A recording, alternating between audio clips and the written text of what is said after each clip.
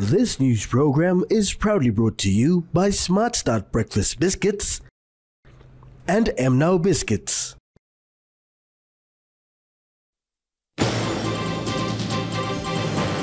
International report highlights degree of corruption in PNG. Our PNGC to review structure. As an organization, and 6 million Kina Bridge to be built in Yanguru, Sausia district.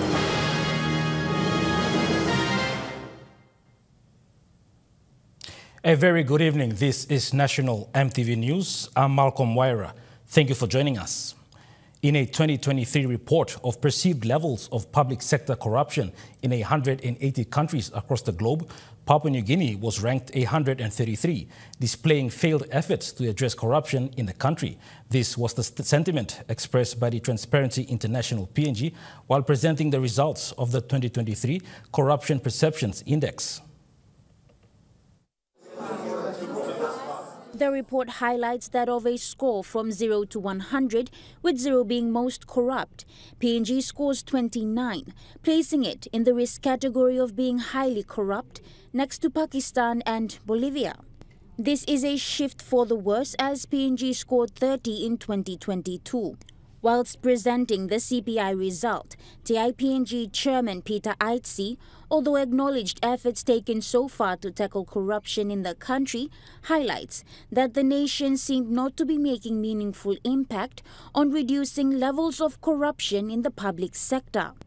Emphasizing on this sentiment, TIPNG CEO Arian Kasman reminds that the event of January 10 is evidence of deep-rooted issues. On that Wednesday, that there are serious issues in the country and they are much deeply rooted. UN Country Resident Coordinator Richard Howard encouraged collaboration with the Independent Commission Against Corruption as an effective approach to tackle corruption in the country. Those agencies, those other agencies, particularly the police, the tax authority, financial intelligence, the Ombudsman Office, all working in sync to successfully combat corruption. The ICAC can help to integrate those players in an effective manner, and the UN supports and will support however we can. The Corruption Perception Index report from Transparency International points scores reflecting views of economic and business experts from the 180 countries concerned. Natasha Voy, National, Emtv News. While acknowledging that PNG as a country is taking steps to address corruption, UN Resident Coordinator to PNG, Richard Howard, commended the media for playing an imperative part in keeping the country accountable. Thank you to the media. I know that you take a lot of chances. Sometimes you work in an environment with many constraints, and I want the UN to do more to support the Media Council and journalists across the country, because without you, we will never be successful on this issue. So if you are challenged, if you are under pressure, know that the UN is there to back you. So while we have significant challenges in the country. Former Prime Minister and member for Yalebu Pangia, Peter O'Neill, has raised concerns towards the PNG security talks with China following the announcement made by the Foreign Affairs Minister, Justin Chechenko. Mr. O'Neill labelled this move as unreliable and insensitive to the needs of the people and has called for the government to have a critical view on this before having such dialogues. The former Prime Minister, in an exclusive interview, points out that citizens should be concerned about the security agreement with China that the government is looking into to combat some of the security issues in the country, stating that the country has already engaged with Australia and the United States of America in that space. So it's a huge concern. What it does is it portrays us as unreliable. Papua New Guinea is unreliable, and that it portrays a lack of confidence in that brings to Papua New Guinea. When you have people who are trying to invest in PNG, when they see Papua New Guinean governments continuously changing position, changing policy, and changing agreements, it's a huge setback in our confidence in our country. The former Prime Minister calls for a critical view prior to entering such agreements. It is quite obvious that our government is incapable of separating these agreements and handling these discussions at that level. So we are urging the government to stop this nonsense, respect the sovereignty of our country. The agreements that we sign with the other countries must be honored. We cannot change them because we have already signed these agreements. He further calls on the government to respect the sovereignty of the state. Marape and his minister and his teams running around having discussions like this with China is really uncalled for and insensitive to the needs of our country. Our country is going through very challenging times. We've got huge law and order problems, huge unemployment, huge youth population who are unskilled, untrained, and there's prospects of no opportunity out there. Our government is not addressing these issues, just running around trying to look for opportunities to get more loans and get more support and more grants. And I think this is just one of the mechanisms that they're using, trying to talk to China that we'll enter into a security arrangement so you can support us in other areas. This is unnecessary. We have to be reliable. We have to earn the confidence of our bilateral partners and investors, and then this country will start resolving some of these serious social issues that is happening in the country. These concerns were raised following the announcement made publicly by the Minister for Foreign Affairs, Justin Tachenko, indicating early talks with China on potential security and policing deals. Sharon Engnui, National Emtv News. Police Commissioner David Manning says the Royal Papua New Guinea Constabulary is reviewing its structure and it needs recreation of new positions to focus on effective command and effective policing in the country. With the ongoing law and order issues faced in the country, the government wants to restructure the Royal Papua New Guinea Constabulary to create new positions for more commands. Police Commissioner confirmed that they are currently reviewing their structure for effective command. Whilst we've had some organisational reviews conducted in the police force, I think it's the second one we've had since independence. That is part of the review, whether or not they should be standalone commands reporting to an assistant commissioner or a divisional commander. These type of things that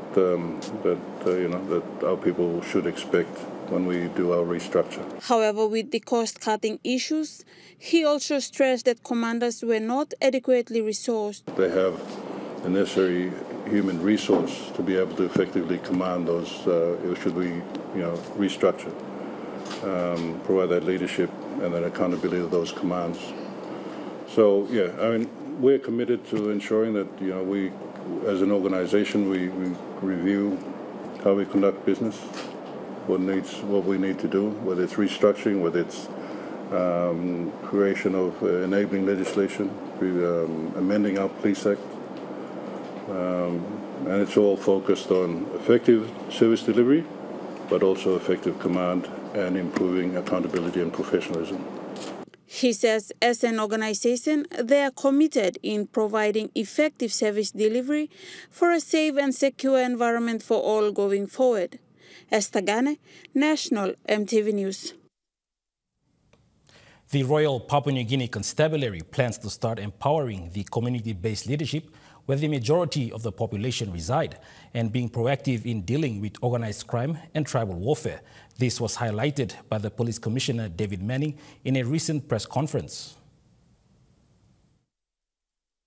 Police Commissioner says there has been a significant decline of community leadership, that they need to start empowering community-based leadership, followed by provincial and national leadership. That we draw the line and make sure that we understand what needs to be done.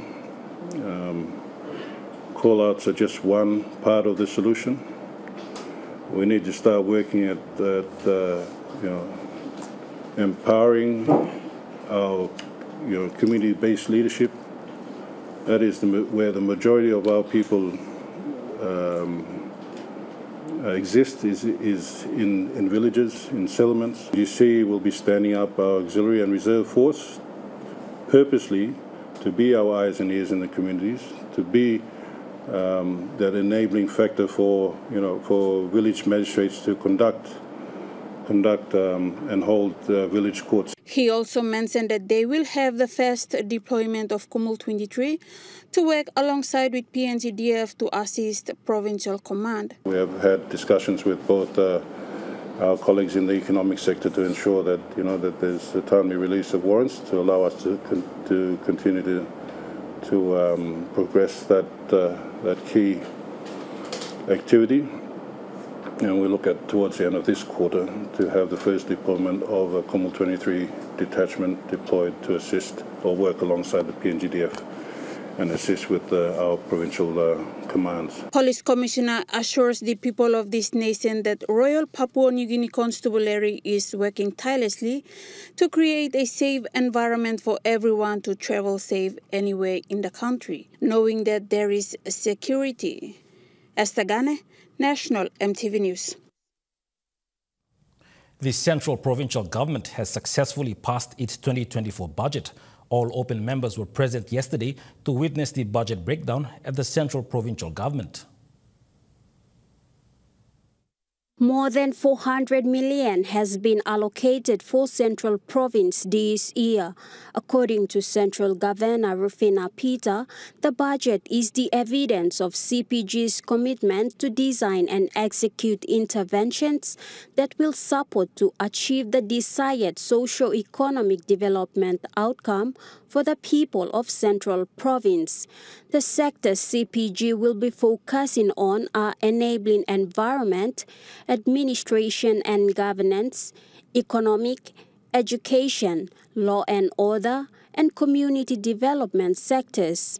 This sectoral breakup sees enabling environment with the highest allocation of 33% of the budget. Importance and the role of government in creating the enabling environment for the public servants and the private sector to work and invest has seen the highest allocation of 21.9 million or 33% of the development budget to infrastructure and utilities.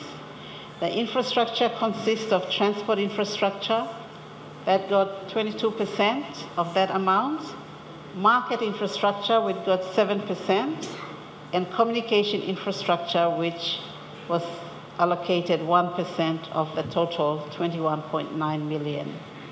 Utilities in our district headquarters has been allocated 3%. Governor Peter says the remaining 67% will be capitalized on other 5 sectors, with administration and governance allocated 14.1 million and 11.3 million kina assigned to the economic sector, 6.5 million given to education, while law and order and community development are given 5.5 and 5 million kina respectively.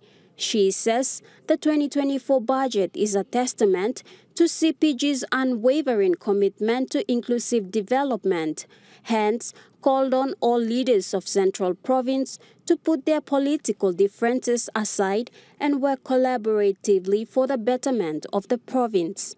Gladys Killer, National Emtv News. National Emtv News continues after the break. Stay with us.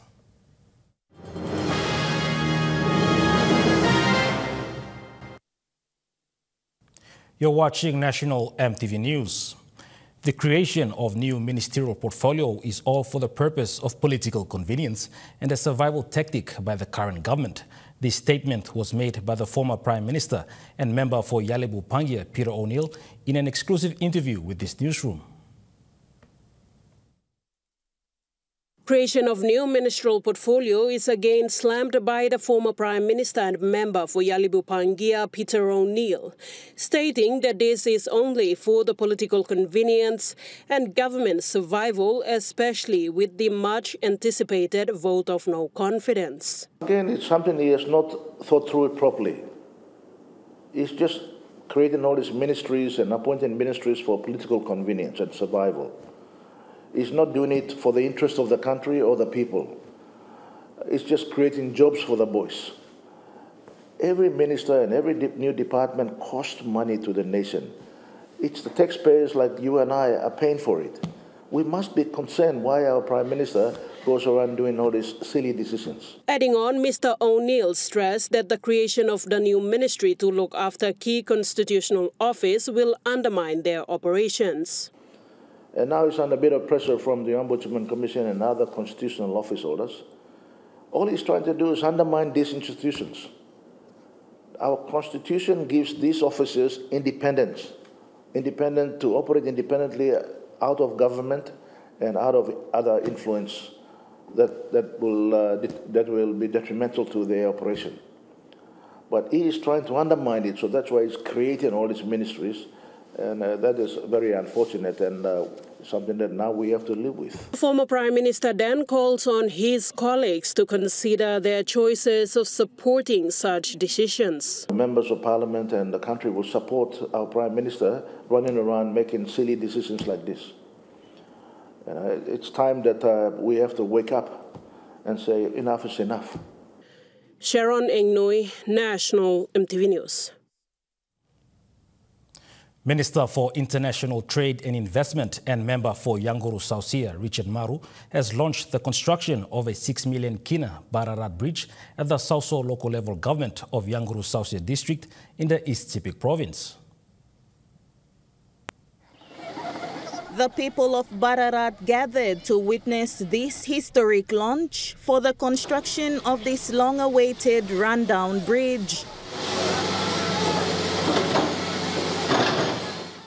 Although the weather was not welcoming, this was the dawn of easy access to and fro other parts of the district, including Wewak town.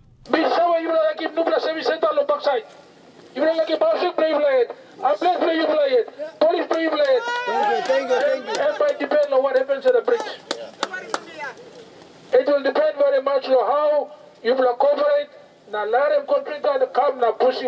It has been decades that no construction has been made to this 40 meters bridge.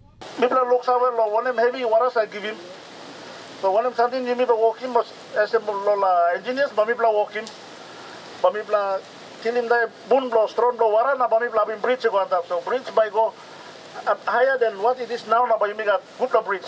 This bridge connects about 14 villages, including Bararat. President of Bararat LLG, Lazarus Hurihawa, reflected on the hardship the locals have faced over the years.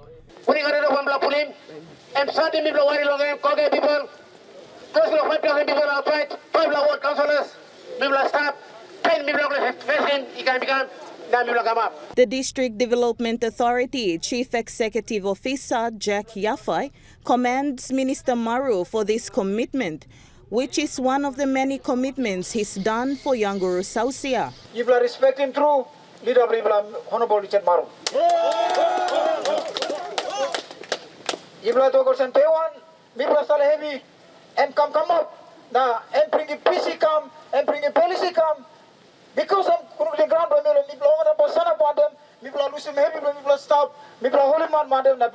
the contractor of the bridge is China Shenyang International Corporation Limited. Grace Papiale, National Emtv News, Wewak. Concerns have been raised on the high salary packages for politicians, highlighting that politicians are public servants and should not be given high rewards. Such creates an avenue for many corrupt practices in various public offices. This concern was raised by the Director for the Institute of National Affairs, Paul Barker. Mr. Barker states that politicians are not supposed to be on high reward and shed light to what is expected of all the politicians. If you're a politician, if you gain office as a member of parliament or as a minister, you're just meant to be just serving the public. You're not meant to be on big package. You're not meant to be on a big salary or big rewards. But as we know, here it's become a case of big rewards. You are able to gain office. The director further states that this has created certain avenues where corruption occurs, especially with the appointment of heads in various government departments where one-talk system is prevalent. Often create appointments for a lot of one-talks, cronies, supporters. And sometimes we've seen major misuse of public offices, whether it's the DSIP funds or PSIP funds at the district and provincial level, or whether it's substantial other funds that seem to be being put under administrative funds within the budget process and distributed rather randomly, sometimes with provincial visits. So one's creating these rewards which shouldn't be there because they're meant to be just public servants. Barker further explains on the impact of making biased or one-talk system appointment. And they're not meant to be accumulating large wealth or other benefits, and yet we're so often, particularly over recent years, seeing ministers in certain positions acquiring considerable wealth, particularly if they are controlling certain more powerful ministries. And we're seeing a build-up of property and other portfolios within PNG and overseas, not just amongst the political tier, but sometimes amongst the senior public servants as well, who are often, as I say, appointed very much under the largesse of those ministers and working very closely with them, and in the process not doing what their job is, to be providing independent and impartial advice to the minister, but often just doing the minister's, following his directions. And Sharon Engnui, National Emtv News. Accident Investigation Commission executives and staff today welcomed the newly appointed Chief Commissioner and Chair Lady, Marian Waller. Marian Waller now serves as the third Chief Commissioner of AIC. According to AIC Acting Chief Executive Officer Raymond Vai, Ms. Wall has met all the requirements for the position. Reiterating on the motto of AIC, Ms. Wall says AIC cannot just be independent, but must be seen to be independent. The public trust and confidence in what we do is important to our integrity. Ms. Wall emphasizes the importance of teamwork. As Steve Jobs said, great things in business are never done by one person. They're done by a team of people. I say all this simply to let you know that I am acutely aware that I'm joining an organization that is efficiently and professionally managed, and acknowledge the contributions of the people who made it the organization that it is today. I intend to match your dedication and commitment to AIC, be part of the team, and contribute meaningfully in every way that I can. In concluding a speech, the Chief Commissioner states her expectations that she hopes to achieve during her term. We can obtain the legislative changes that are required for AIC to better perform its roles and responsibilities. I hope AIC can start generating its own funds for operational use, that we invest more into the development of relevant skills and knowledge of our staff, especially for our investigators. And I hope AIC can transition smoothly into a multi-modular organization and investigate accidents not just in aviation, but also in maritime and road. The Secretary of Department of Transport, Roy Mumu, says the use of transport depends on the safety and reliability of the transport. And the most important members of the transport system, in my view, are the users. They're the most important category of the transport system. Whatever mode of transportation they decide to use depends on safety, reliability. In my view, affordability should be the last. The welcome ceremony was witnessed by National Airports Corporation Acting Managing Director Dominic Kaumu, Secretary of Department of Transport Roy Mumu, and respective aviation departmental heads. Malinta Yopolo, National Emtv News. Now to the next farm market report. The kina closed lower at $0.2671 in the interbank market. At Bank South Pacific, your kina was buying $0.2596, 0.3905 Australian dollars, 0.2318 euro, 37.98 Japanese yen. Looking at the commodity prices at New York close, gold is trading higher, coffee closed higher, cocoa closed higher, copper closed lower, palm oil closed lower, crude oil is trading lower, copper closed higher. And on the stock market, the Dow Jones closed higher, the ASX 200 is trading higher, the All Ordinaries is trading higher. National MTV News continues after the break. Stay with us.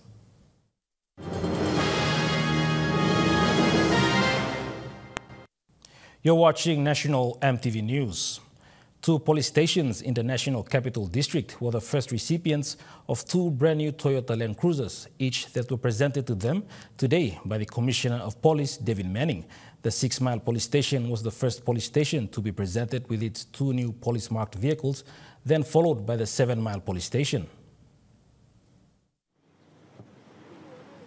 Commissioner Manning announced that the refleeting exercise will continue to other stations in the city and also to special sections and the outside provinces. He said the department had invested in other areas in the constabulary, like increasing the number of police officers by recruiting new police officers, infrastructure development, and now with the refleeting exercise, it will boost the police officers to do their job effectively.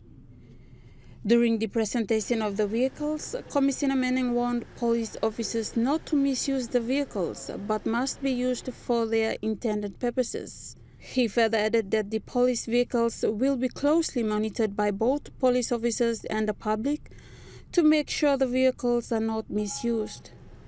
Commissioner Manning also stated that the refleeting exercise in the constabulary will continue in the next couple of years, so the department can now do away with hired vehicles. Estagane, National MTV News.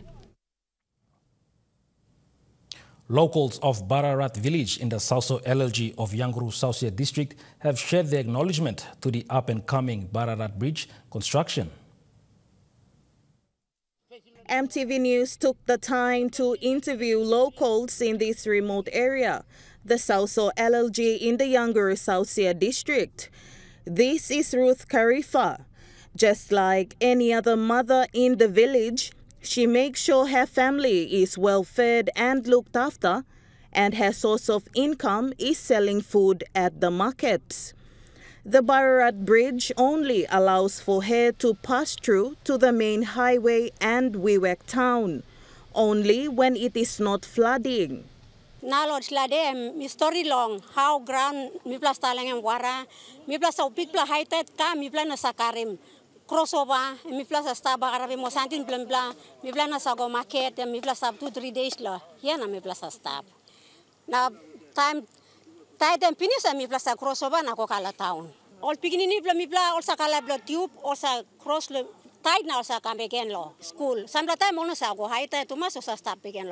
Another local, Mens Orim, states that over the years they have been urging their leaders to appeal to local MP Richard Maru to intervene and transform this vital infrastructure. All bodies, especially Miplachilum Lomok, Miplasa Camputim Lea Witiminablom, Titus Lake or else Miplapudil tube na crossover na go upset. Some time PMP losing more people there, Miplasa sleep there and wait. If suppose Mipla backload na come again, Miplasa wait until Titus Lake, Miplasa look Golo town. The young population of Bararat comprises of school students. Messi Kwahen, a grade 12 student who attends Kubalea Secondary School, had this to say. Right, me makimo student na me talk thank you lo Honorable Richard Maru lo bringis la service come inside me we time lo vera in right me plan sa Golo school some time la sa stalo players. Bisa pain hat lo Golo school so big tide waram sa makanta Australia mountain hat lo lili mangi blum lo swim me bipla want to swim na basa. President of the ward Lazarus Hurihawa highlights 14 communities that will benefit from the bridge.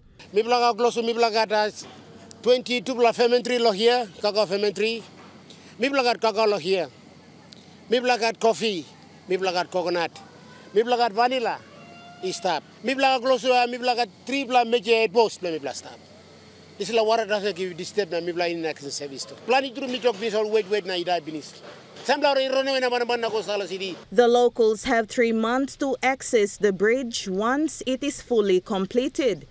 Moreover, this bridge will serve Younger Saucia District, the Middle Sepik area of Angaram District, including the new Middle Sepik High School at Timboli. Grace Papiali, National Emtv News, Wewak. Lack of consistent electricity affects the delivery of digital banking and financial inclusion services in the rural areas of Papua New Guinea. To address this dilemma in the Sepik region, the Food and Agriculture Organization of the United Nations, or FAO, under the EU's Trade PNG program, is supporting a key service provider in the region, the Women's Microbank Mama Access Points, with a portable solar power generators. These portable solar power generators are designed to support 10 Mama Access Points in the East and West Sepik provinces, facilitating efficient banking transactions and services for cocoa, vanilla and fisheries farmers in the region. This enhancement is expected to streamline account openings and improve the delivery of banking services and products to both farmers and agripreneurs. These 10 Mama Access Points in the Sepik region were established with the support of the United Nations Capital Development Fund under the EU's Trade PNG program. The implementation of these solar-powered solutions is crucial in addressing the operational challenges faced by the Mama Access Points during frequent blackouts, when using biometric fingerprint machines and other essential electronic equipment. This initiative marks a significant stride towards bringing the gap in financial services in rural Papua New Guinea, paving the way for greater economic empowerment and inclusivity. Esther Gane, National Emtv News. The Kokopo National Courthouse Room 2 was engulfed in flames yesterday between 7 to 8 p.m. Investigations are currently underway to establish the cause of the fire. PNG Power, acting swiftly to prevent further damages, rushed to the scene to switch off the main power and standby generator. Meanwhile, the firefighters from Kokopo arrived just in time to battle the blaze and successfully extinguish the fire. Officers from the courthouse were also alerted as they made their way down to the archives to remove files from inside in case the fire have burnt the archived files. The swift response also saw a fire truck from the CPL Ulaveo and Tokwa airport standing by in case of further emergencies, along with Case Central's water truck lending crucial support to the firefighting efforts. The cause of the fire remains under investigation, and authorities are currently assessing the extent of the damage to the courthouse. More updates will follow as the situation develops. Tamara Agavi, National Emtv News. The star of Papua New Guinea film Black Python, Master Jamuga Stone, will be hosting his major fundraiser on the 23rd to the 24th of March this year. Master Jamuga says the major fundraisings are aimed to raise 90,000 kina. The funds will cater for Jamuga's trip to India for possible discussion with filmmakers in Bollywood for Black Python Part 2. What the next thing to do is to go out publicly, to tell them that we have people that can do action movies here in Papua New Guinea. If I stay in PNG, nothing's going to happen, So I've taken that bold step to go to India. Yeah. So I want to tell Papua New Guineans that my major fundraiser, 3,000 board breaking, is going to happen in the 23rd and the 24th of March. A board is going for 30 kina. We smash and break the board for 30 kina. If all 3,000 boards are sponsored and broken and smashed in a martial art style, we will raise 90,000 kina. Master Jamuga Stone also appeals to the Prime Minister James Marape and the National Capital District Governor Poes Pakop for support as he will be promoting the country through his film. If you look at Black Python 1, it's all shot in NCD, and you see how beautiful we shot Port Moresby and portrayed it on the black, white and one. It's showing us the beautiful side of Port Moresby. So I want Post Pakop to support me and Prime Minister, because I'm going there to talk about this city, and I'm going to talk basically about what Papua New Guinea is, the 4 regions of this country that can offer to the movie people coming to Papua New Guinea to shoot. They can shoot in the highlands, in the Papuan coast area, go and shoot at the Mumasa, go shoot at the islands region. We have some of the best movie sceneries in the world. Malinta Yopolo, National MTV News. National MTV News continues after the break with Trukai Sports. Stay with us.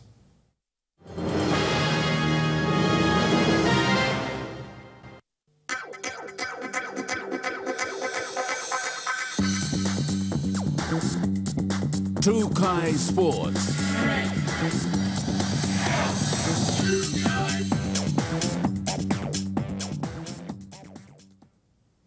Welcome to Trukai Sports. Hekari United team manager Voni Kapinato is confident about her team's chances in the upcoming Women's Olympic football tournament in Samoa this March. Mrs. Kapinato emphasizes the need for early preparation. With their hard work, I don't believe in a team just come now, train and go. With the confidence that I have because of their commitment and our management to the players, to our sponsor, I'm very excited because we have another month more to go, 2 months preparation. Hopefully this will be a great help for our team to do well and make it to the finals in the Champions League. She also announces that the Hekari men's team will have 2 international players joining them. Those are the same players we have for the Nations playoffs, so we don't have any inclusive. Only our 2 international players are not here yet. Hopefully everything can work out for them, not only for if we qualified, but we want to see them in our next competition for 2024. They're from Brazil. Lucas is one, and Eric is one, Eric Joe. Gearing up, the teams promise an exciting tournament ahead. James Guken, Trukai Sports. The much-anticipated National Capital District Football Association Grand Final is set to be played at the National Football Stadium this Saturday. This was announced yesterday by the NCDFA President, Voni Kapinato. In the Grand Finals, male teams Southside Kwabo FC will compete against Maukele FC in the Under-15 division. Pom Souths FC will face Valley Strikers FC in the Under-17 category, while Hekari Academy will clash with Allies FC in the Under-19 division.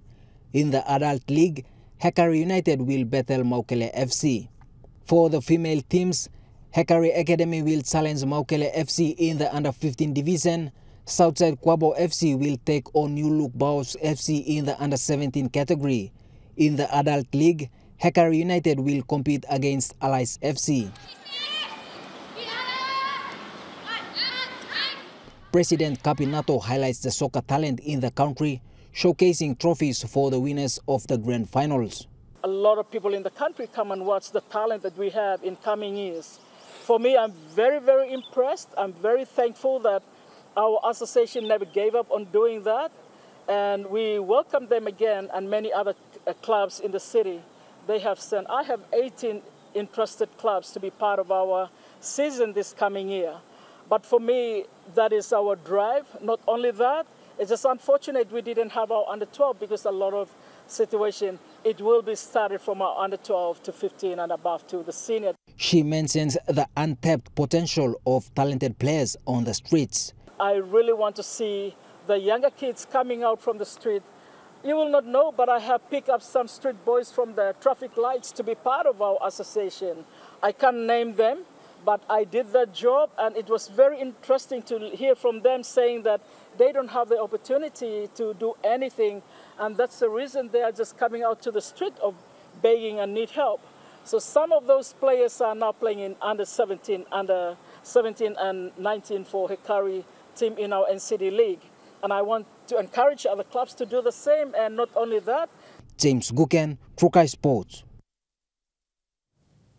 Trukai Sports continues after the break. Stay with us. Trukai Sports. You're watching Trukai Sports. The AFL PNG development is set to kick off its Smart Start programs aimed at delivering lifestyle messages, develop mindsets, and help kids to focus on education at an early age. AFL PNG Southern Region Manager David Topeni says the program advocates on the basic rules of the game.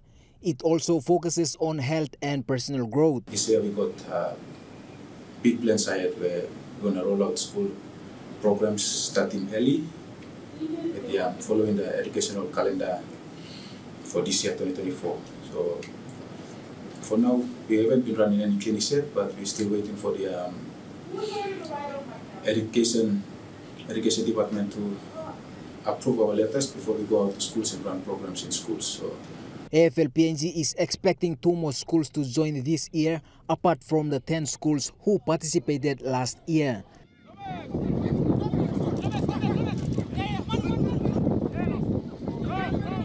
He further elaborates that AFL PNG is working around the clock and is looking forward to work with the outside centers in the country.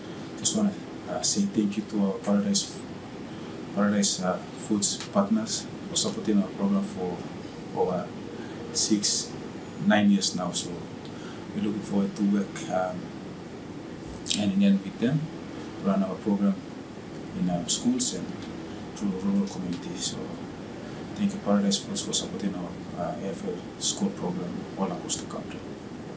James Guken, Trukai Sports. That ends Trukai Sports. The Money Plus weather report is next. Stay with us. Trukai Sports.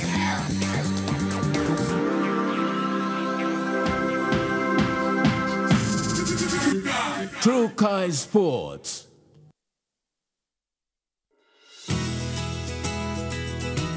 This weather update is proudly brought to you by Money Plus, with you always.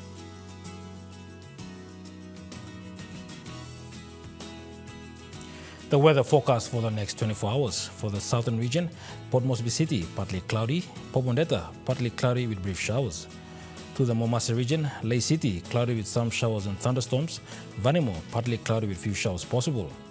To the New Guinea Islands region, Lorengau, cloudy period with some showers. Buka, partly cloudy with few showers possible. To the Highlands region, Mount Hagen City, cloudy periods with possible brief showers. Mendi, Tari and Wabeg, patchy rain, then morning fog.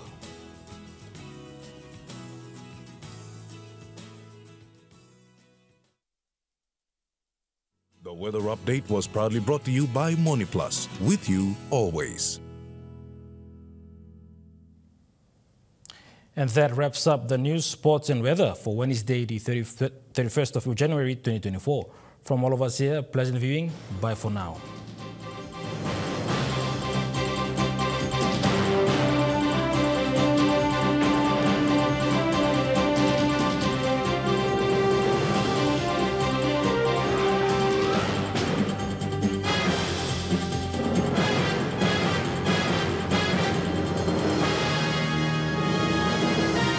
This news program was proudly brought to you by Smart Start Breakfast Biscuits and Gold Nuggets.